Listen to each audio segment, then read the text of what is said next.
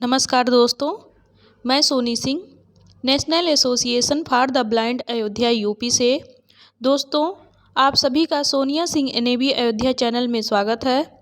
दोस्तों, आज इस वीडियो में हम डीएड स्पेशल एजुकेशन के लिए फर्स्ट सेमेस्टर का फर्स्ट थ्योरी पेपर का अध्ययन करेंगे। यह पेपर है हमारा इंट्रोडक्शन टू डिसेबिलिटी अर्थात विकलांगता का परिचय। इस पेपर को हम यूनिट बाय यूनिट पढ़ना शुरू करेंगे, जिसमें फर्स्ट यूनिट के अंतर्गत आज हम सब यूनिट 1.1 का चिंतन करेंगे। तो चलिए शुरू करते हैं। सब यूनिट 1.1 है हमारा historical development in understanding disability, ऐतिहासिक पृष्ठभूमि। आज हम दिव्यांग व्यक्तियों के इतिहास के बारे में अध्ययन करेंगे। ईसा पूर्व में प्राचीन साहित्यों का ध्यानपूर्वक अध्ययन करने पर हम कहीं कहीं विकलांग व्यक्तियों तथा उनकी दशाओं का उल्लेख पाते हैं। पश्चिमी देशों में प्रागैतिहासिक काल में दोषपूर्ण रूप से जन्म लेने वाले बच्चों को जन्म के समय या शैशवावस्था में ही मार दिया जाता था। पाषाण युग में असामान्य मानसिक अवस्था वालों को पिशाच या अधिपत्य कहा जाता था। इन्हें प्रार्थना, जादू टोना, शोरगुल, झाड़ फूंक तथा खोपड़ी में छेद करके ठीक किया जाता था। अथर्ववेद में यह भी जानकारी मिलती है कि इस काल में भारत में विकलांगों के उपचार हेतु ठंडे एवं गर्म जल का उपयोग करके तथा विभिन्न प्रकार की जड़ी बूटियों, वृक्षों की छालों तथा पत्तियों का प्रयोग करके इनका उपचार किया जाता था तथा विभिन्न प्रकार के योग चिकित्सा पद्धति का भी उपयोग किया जाता था। इससे स्पष्ट होता है कि अक्षम व्यक्तियों की देखभाल करना आदिकाल से ही भारतीय परंपरा एवं संस्कृति का अभिन्न अंग रहा है। इतनी जागरूकता के बावजूद भी प्राचीन समय में विकलांगों की दशा अत्यंत शोचनीय थी। लोगों में अंधविश्वास एवं अज्ञानता था, जिसके कारण इनके लिए किसी प्रकार की कल्याणकारी व्यवस्था नहीं थी। उस समय लोग विकलांगों को अभिशाप तथा पूर्व जन्मों का पाप मानते थे। इसका परिणाम इतिहास में विकृत संतानों को मारने के वक्तव्य के रूप में सामने आता है। सांख्य दर्शन में भी बौद्धिक अक्षमता के उल्लेख मिलते हैं। प्राचीन काल में विकलांगता का उल्लेख ईसा पूर्व शताब्दियों में इस प्रकार मिलता है। 5000 ईसा पूर्व के समय यदि रामायण काल का देखें तो उसमें मंद बुद्धिमता का उल्लेख रानी कैकेयी की दासी मंथरा के रूप में मिलता है। चौथी शताब्दी ईसा पूर्व में मौर्य काल के अर्थशास्त्र में उल्लेख है कि राजा कौटिल्य ने विकलांगों हेतु अपमानजनक शब्दों के उपयोग करने पर प्रतिबंध लगा दिया था तथा इनकी रक्षा के लिए विशेष कानून भी बनाए गए थे। उन्होंने कई विकलांगों को, विशेषकर मूक बधिरों को अपने विशेष गुप्तचर के रूप में भी रखा था। लगभग 1000 ईसा पूर्व के समय गर्भ एवं भ्रूण शास्त्र ग्रंथ एवं उपनिषद में दोषपूर्ण संतानों के जन्म लेने का कारण माता पिता का चिंता युक्त होना भी कहा गया है। 500 ईसा पूर्व के उपनिषद की पहेली में कहा गया है कि असामान्य व्यवहार के विभिन्न प्रकारों में अंतर खोजना हमेशा से कठिन रहा है, किंतु सरलता से मंद बुद्धि की पहचान करने वाले एक बाल मस्तिष्क उपलब्ध है। इसी काल में कुछ महान पुरुष हुए, जैसे महात्मा अष्टावक्र शारीरिक विकलांग थे, जो कि भगवान श्री कृष्ण के मित्र सुदामा जो शारीरिक विकलांग थे। इसी काल में राजा धृतराष्ट्र का भी वर्णन है, जो कि दृष्टिहीन थे। लगभग इसी समय ग्रीक के एक चिकित्सक हिप्पोकैक्टस, जो कि 460 से 357 ईसा पूर्व, इन्होंने क्रांतिकारी विचार व्यक्त किया कि शारीरिक रोगों के समान मानसिक रोग भी कुछ स्वाभाविक कारणों से उत्पन्न होते हैं तथा उन्होंने शारीरिक रोगों के समान मानसिक रोगियों के लिए मानवीय देखभाल की आवश्यकता पर बल दिया।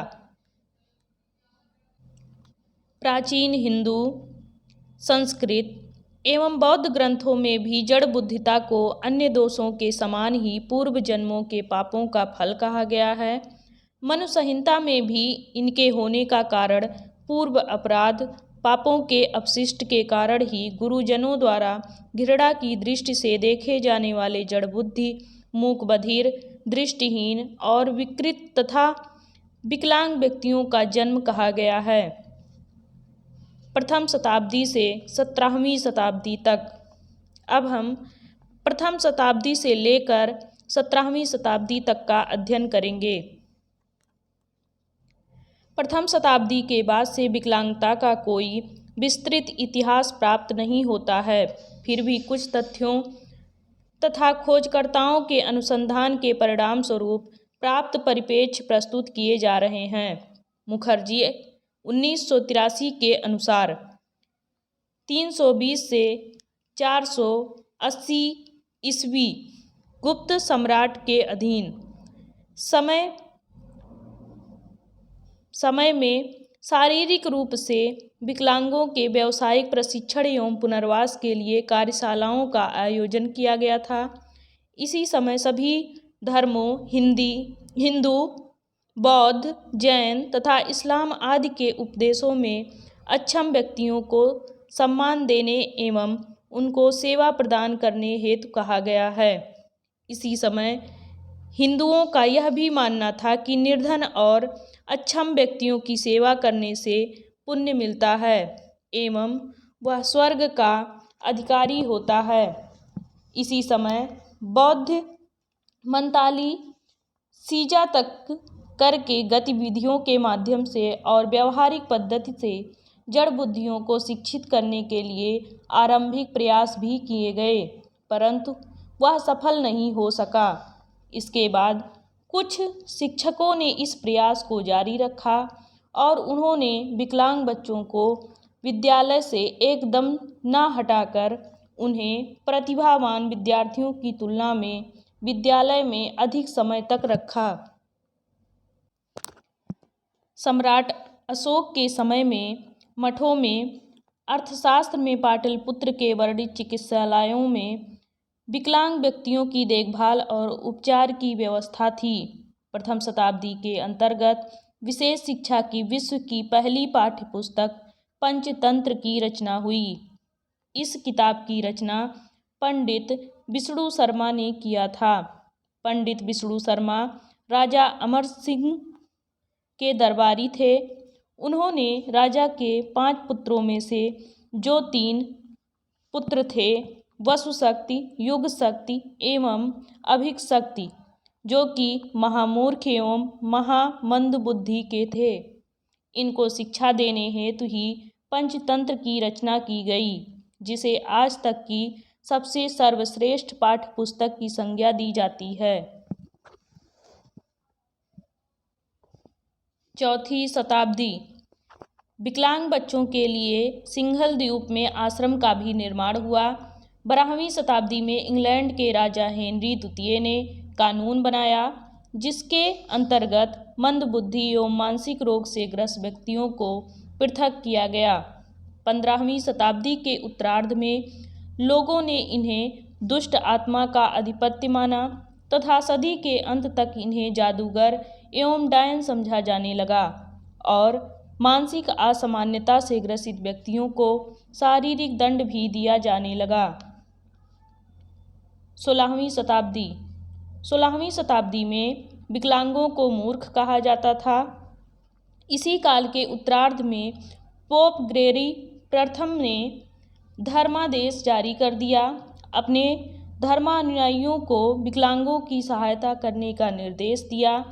इस शताब्दी के बाद से विकलांगों के संदर्भ में कोई बहुत विशिष्ट परिदृश्य इतिहास में प्राप्त नहीं होता है। इस समय में भी इन्हें बुरी आत्मा कहकर घर से बाहर कर दिया जाता था। मध्यकाल में ईसाई गिरजाघरों ने विकलांगों की सेवा का दायित्व ग्रहण किया था तथा इनके लिए अनाथालयों की स्थापना भी की गई थी। धीरे धीरे लोगों की विचारधारा में परिवर्तन आया और सामाजिक पुनरुत्थान के फलस्वरूप 17वीं शताब्दी के अंत में दृष्टि एवं श्रवण अक्षम व्यक्तियों के शिक्षण के प्रभावी तरीके खोजे गए। 17वीं शताब्दी। इस शताब्दी में दर्शन शास्त्री रेने डेस्काई ने सीखने के सिद्धांत की नींव रखी। इसी काल में पेड्रो पोंस डी लियोन नामक एक स्पेनिश मंक ने बहरे व्यक्तियों को पढ़ना, लिखना और बोलना सिखाना प्रारंभ किया। इसी काल में भारत में पूर्व तरीकों से ही विकलांगों को सुरक्षा दी जाती थी। इसी काल में सूरदास, जो जन्मजात दृष्टिहीन थे, वे भगवान श्री कृष्ण के गुणों को कविताओं के रूप में रच डाले। इसी काल में एक मुस्लिम दृष्टिहीन अन्नान हुए, जो आगे चलकर हाफिज बन गए। उन्हें कुरान पूरा कंठस्थ था। इसी काल में मराठी और पेशवाओं ने गुप्तचरी एवं जासूसी कार्यवाही हेतु अपने कर्मचारी में मूक एवं बधिर लोगों की नियुक्ति भी की।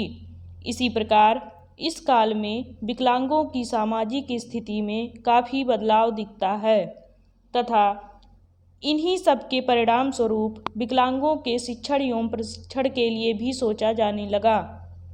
इस प्रकार से हम कह सकते हैं कि सदी के पूर्व आई शताब्दियों के इतिहास में कोई विशिष्ट जानकारी नहीं मिलती है। भारत में कई ऐसे विकलांग हुए जिन्होंने हमारी संस्कृति में काफ़ी योगदान दिया तथा उन्हें स्वीकार भी किया गया तथा अन्य देशों में भी इनकी दशा सुधारने के लिए सोचना प्रारंभ हो गया।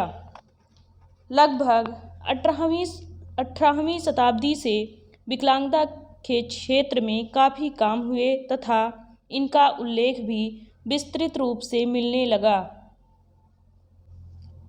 18वीं शताब्दी के प्रारंभ से ही विकलांग बच्चों की सुरक्षा एवं शिक्षा के लिए की गई व्यवस्थाओं को प्रत्यक्ष रूप से देखा जाने लगा। इसी शताब्दी में लोगों का विकलांगता के प्रति दृष्टिकोण भी बदलने लगा। इसी शताब्दी में सामाजिक पुनरुत्थान की अवस्था के नाम से भी इस 18वीं शताब्दी को जाना जाने लगा।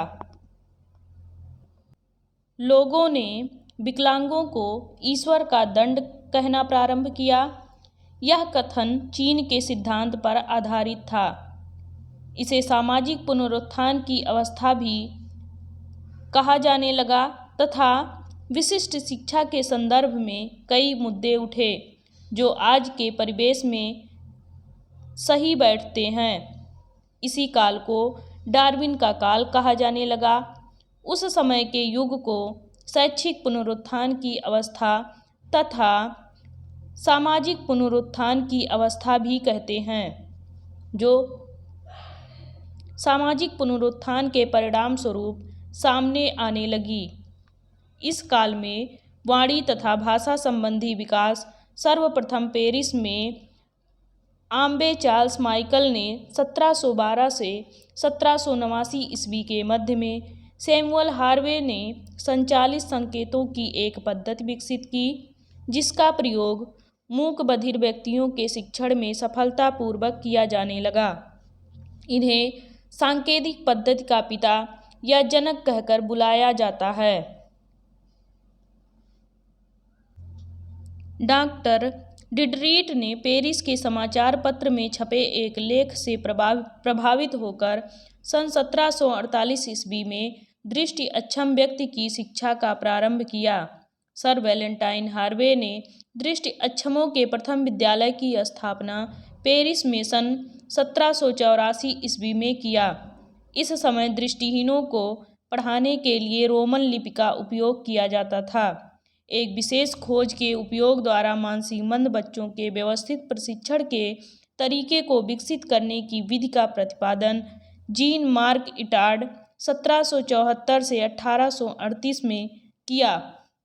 इन्हें फ्रांस में पेरिस के निकट आविचरान के समीप जंगल में एक 11 से 12 वर्ष के बालक को घूमते हुए देखा गया, जो बोलने में अक्षम एवं विकृत शरीर वाला था। उसमें पशु के समान प्रवृत्ति दिख रही थी तथा उसका पूरा शरीर जंगली जानवरों के छोटे छोटे आक्रमणों से जख्मी था। उसे इटार्ड पेरिस ले आए। उसका नाम विक्टर रखा गया तथा अपने साथ रख कर विशेष प्रशिक्षण दिया। इटार्ड ने उसे कपड़े पहनने, कप से पेय पदार्थ पीने, भोजन करने तथा 3 अक्षरों के शब्द को समझना सिखाया। जबकि इसमें आंशिक ही सफलता मिली, फिर भी इसी विधि के परिणाम स्वरूप पिछड़ों के लिए भी शिक्षा की शुरुआत की गई। इन्होंने मनोवैज्ञानिक और भौतिक शिक्षा पर भी जोर दिया। उनके द्वारा इस प्रयोग के परिणाम स्वरूप विकसित की गई प्रणालियों में स्नायु, नाड़ियों एवं प्रतिक्रियाओं को समाहित करने वाला प्रशिक्षण, शिक्षण, व्यवहार प्रबंधन तथा शिक्षा के व्यक्तिकरण थे, जो मंदबुद्धि बच्चों में विद्यमान क्रियात्मक स्तर के अनुसार था। इसी समय थॉमस हॉपकिंस 1787 से 1831 में बधिर बच्चों के लिए कहा कि ये अपनी अंगुलियों की सहायता से संप्रेषण कर सकते हैं। 19वीं शताब्दी के प्रारंभ में पहली बार विकलांग बच्चों की शिक्षा के लिए प्रयास किए गए। आंदोलनों के पूर्व के युग में विकलांग बच्चे सम्मान के साथ जीवन यापन कर सकते थे, परंतु जैसे ही अमेरिका और फ्रांस में लोकतंत्र, व्यक्तिगत स्वतंत्रता आदि के विचारों पर जोर पकड़ने लगे, तो इसी तरह की प्रवृत्ति में बदलाव आया। राजनीतिक सुधारकों ने शिक्षा और स्वास्थ्य के विकलांगों की शिक्षा एवं दक्षता को प्रशिक्षणों द्वारा जोड़ने का सफल प्रयास किया। सन 1800 ईस्वी में यूरोप में अपंगों, विकलांगों के लिए विशेष शिक्षा एवं व्यवस्थित सेवाओं की अवधारणा का जन्म हुआ। 19वीं शताब्दी से विकलांगों के शिक्षा के क्षेत्र में दृष्टिबाधितों के लिए सबसे महत्वपूर्ण व्यक्ति तथा दृष्टिबाधितों की शिक्षा के सूर्य फ्रांस के लुईस ब्रेल का जन्म हुआ। वे सर वैलेंटाइन हार्वे के विद्यालय के छात्र थे। इन्होंने बताया कि बिंदुओं के माध्यम से एवं संप्रेषण के माध्यम से अंध बच्चे भी सीख सकते हैं। इन्होंने 6 बिंदुओं के प्रणाली की शुरुआत की, जो दृष्टिहीनों के पढ़ने लिखने से संबंधित थी। यही 6 बिंदु आगे चलकर ब्रेल लिपि के नाम से जाना जाने लगा। सन 1826 में उत्तर भारत में विशेष शिक्षा का शुभारंभ राजा कालीशंकर घोषाल ने बनारस में अंधों के लिए पाठशाला की स्थापना करके सन 1841 ईस्वी में मद्रास में जड़ बुद्धि के लिए पागलों के आश्रम से अलग अन्य आश्रम की स्थापना हुई। इसी समय स्विट्जरलैंड के पर्वतीय क्षेत्रों में मानसिक विकलांग बच्चों के समस्त उपचार की व्यवस्था के लिए बूहू 1816 से 1863 ने आवासीय संस्था की भी स्थापना की। सन 1870 ईस्वी में फार्टिटार्स एक्ट नामक शिक्षा नीति बनी, जिससे ब्रिटेन के लोग विकलांगों की शिक्षा के प्रति जागरूक हुए तथा यही शिक्षा नीति 1880 ईस्वी में दोहराई गई, जिसका परिणाम बहुत अच्छा रहा। परंतु कुछ समय बाद ही विकलांगों को विद्यालय आने में असुविधा, खराब शिक्षण परिणाम तथा शिक्षकों के खराब व्यवहार सामने आए, जिसका प्रभाव बच्चों की प्रगति पर दिखा। सन 1800 ईस्वी में इन सबके मिले जुले रूप के परिणाम स्वरूप लगभग सभी प्रकार के विकलांगों के लिए बगैर सरकारी सहायता से विशिष्ट क्रियाओं का प्रारंभ हुआ।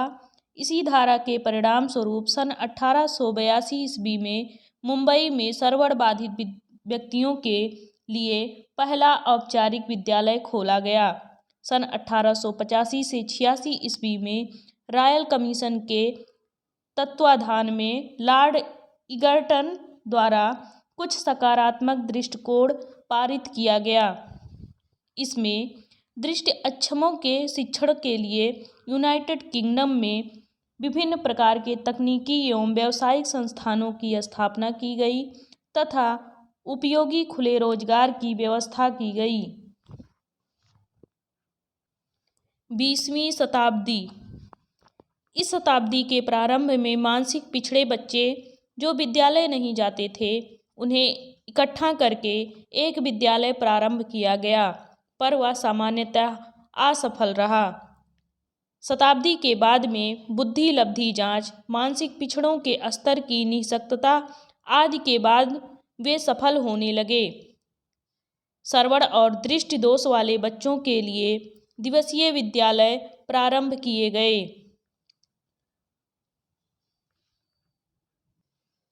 सन 1900 ईस्वी के आसपास में विश्व में अपंग बच्चों के लिए प्रारंभिक शिक्षा के प्रयास किए गए, परंतु इसमें थोड़ी ही सफलता मिली। इसी समय अन्ना फ्रेड ऑस्ट्रेलियाई 1895 से 1992 इन्होंने कहा कि भावात्मक समस्या वाले बच्चों के साथ मनोविश्लेषणात्मक तकनीकी अपनाई जा सकती है। इन्होंने बताया कि सीखने के अक्षमता युक्त बच्चे अलग ढंग से दिखते हैं जो मस्तिष्क के क्षति के कारण होता है। इन्हें विशेष प्रशिक्षण की आवश्यकता होती है। सन 1903 ईस्वी में लंदन कमीशन और इसी क्षेत्र में कार्यरत कुछ उत्तरदायी संस्थानों एवं जिम्मेदार लोगों ने मंदबुद्धि बच्चों के लिए कुछ प्रावधान बनाए। 1904 ईस्वी में रॉयल कमीशन ने विकलांगों की आवश्यकता को ध्यान में रखते हुए बहुत ही आवश्यक सूचनाएं एकत्र की, जो 1908 ईस्वी में पारित हुई। सन 1905 में फ्रांस में एडवर्ड विनय एवं साइमन ने मिलजुल कर बुद्धि मापक टेस्ट बनाया, जिसको 1906 ईस्वी में सर्वप्रथम बच्चों पर उपयोग किया गया। सन 1908 ईस्वी में भारत में अहमदाबाद में श्रवण बाधित व्यक्तियों के विद्यालय की स्थापना की गई। 1911 ईस्वी में ईस्टर्न द्वारा बुद्धि लब्धि के संप्रेषण का विकास हुआ। सन 1913 ईस्वी में विश्व युद्ध के पश्चात न्यूमैन ने मानसिक विक्षिप्तता के विस्तार दर का पता किया तथा नमूने के रूप में लिए गए अध्ययन के अनुसार कुल विकलांगों की जनसंख्या 33,000 पाई गई। सन 1913 ईस्वी में दृष्टि अक्षम एवं मूक बधिर विद्यालयों की स्थापना भारत के अन्य जगहों में की गई, जिसमें 2 प्रकार के बच्चों के शिक्षण प्रशिक्षण की व्यवस्था की गई। सन 1914 ईस्वी में प्रथम विश्व युद्ध के प्रारंभ में ही अक्षम बच्चों की शिक्षा एवं प्रशिक्षण का प्रारंभ हुआ। सन 1916 ईस्वी में स्टैनफोर्ड विश्वविद्यालय में टारमैन द्वारा विनय साइमन प्रशिक्षण का अमेरिका में उपयोग के लिए संशोधित किया गया। इसे स्टैनफोर्ड विनय प्रशिक्षण कहा गया। सन 1918 ईस्वी में रॉयल कमीशन पारित हुआ, जो मेंटली डिफिशियंसी बिल के नाम से जाना जाता है। यह विकलांग बच्चों के संस्थाकरण पर काउंसिल एजुकेशन कमेटी के नाम पर बना, जिसमें बच्चों हेतु प्रथम बार मनोवैज्ञानिक पद का चुनाव किया गया। सन 1918 ईस्वी में बंगाल के कुर्सियात में सामान्य विद्यालयों में दी जा रही शिक्षा का लाभ उठाने हेतु शारीरिक एवं मानसिक विकलांगों हेतु विद्यालय खोला गया। सन 1929 ईस्वी में भारत में अक्षम व्यक्तियों के लिए डॉक्टर कुरजीत वर्ग ने तिरुत्तपुरम स्कूल फॉर द ब्लाइंड के माध्यम से Madras association for the blind की स्थापना की गई। बधिरों हेतु लेडी नाइस राजकीय विद्यालय की स्थापना दिल्ली में सन 1931 ईस्वी में की गई, जिसके साथ ही सरकार का ध्यान इस तरफ आकर्षित हुआ। सन 1943 ईस्वी में लियो कैनर ने स्वालीनता की खोज की। 1996 ईस्वी में IDEA individual disability with education act 1996 बनाया गया, जिसमें 3 बिंदुओं का समावेश किया गया। नंबर 1, व्यक्ति को महत्व दें, उसकी अक्षमता को नहीं। नंबर 2, बड़े बच्चों जैसे 14 से 16 वर्ष के बच्चों को व्यावसायिक प्रशिक्षण से पूर्व वैयक्तिक कार्यक्रम बनाना चाहिए। अतिरिक्त श्रेणियाँ: स्वालीनता, दिमागी चोट ग्रस्तता को भी सम्मिलित किया जाना चाहिए। सन 1999 ईस्वी में भारत में मानसिक मंद, प्रमस्तिष्कीय पक्षाघात, स्वालीनताग्रस्त बच्चों एवं विकलांग के संरक्षण को ध्यान में रखते हुए सामाजिक न्याय एवं अधिकारिता मंत्रालय के अंतर्गत राष्ट्रीय न्यास की भी स्थापना की गई। इस प्रकार से सरकारी एवं गैर सरकारी तौर पर राष्ट्रीय एवं अंतर्राष्ट्रीय संगठनों ने 20वीं शताब्दी के अंत तक विद्यालयों एवं विकलांगों के लिए महत्वपूर्ण कार्य किए, जिनसे विकलांगों की पुनर्वास सेवाएं प्रदान करने के लिए साथ ही उन्हें सामान्यीकरण प्रदान करते हुए समाज की मुख्य धारा में भी जोड़े जाने हेतु प्रयास किया गया। पहले के समय में विकलांगों की दशा पर कोई भी विशेष दृष्टिकोण सामने नहीं आता। ज़्यादातर लोगों का दृष्टिकोण नकारात्मक ही सामने आया। आज विकलांगों के पुनर्वास का जो पक्ष सामने आया है, यह समयानुसार लोगों के दृष्टिकोण, व्यवहार, रुचि एवं अभिरुचि के परिणाम स्वरूप ही है। पुनर्वास का स्वरूप धीरे धीरे फल फूल पर वर्तमान में विकलांगों हेतु एक आवश्यकता बन गई है। विकलांगों की दशा को इस समय तक पहुंचाने में अभिभावकों एवं गैर सरकारी संगठनों की भूमिका बहुत ही महत्वपूर्ण रही है। विकलांगों हेतु उपलब्ध उल्लेखों के आधार पर हम पाते हैं कि पहले विकलांगों की दशा अत्यंत शोचनीय थी तथा इनकी जड़ें अंधविश्वासों से घिरी हुई थीं, परंतु समय के अनुसार इनकी योग्यता को पहचाना गया तथा इनके शिक्षण, प्रशिक्षण एवं पुनर्वास की बात भी सोची गई। इन्हें पुनर्वास प्रक्रिया में सबसे ज़्यादा शिक्षा की उपलब्धता पर भी बल दिया जाने लगा, जबकि उस समय शिक्षा अनौपचारिक एवं अवैज्ञानिक ढंग से दी जाती रही है। विकलांगता से संबंधित पुनर्वास सेवाएं एवं विशिष्ट शिक्षा का क्रमवार ऐतिहासिक प्रगति देखने पर यह और अच्छी तरह से स्पष्ट हो जाता है। ये था हमारा ऐतिहासिक पृष्ठभूमि। अब हमारा ऐतिहासिक पृष्ठभूमि खत्म होता है। आगे हम 1.2 पढ़ेंगे। आज के लिए बस इतना ही। धन्यवाद।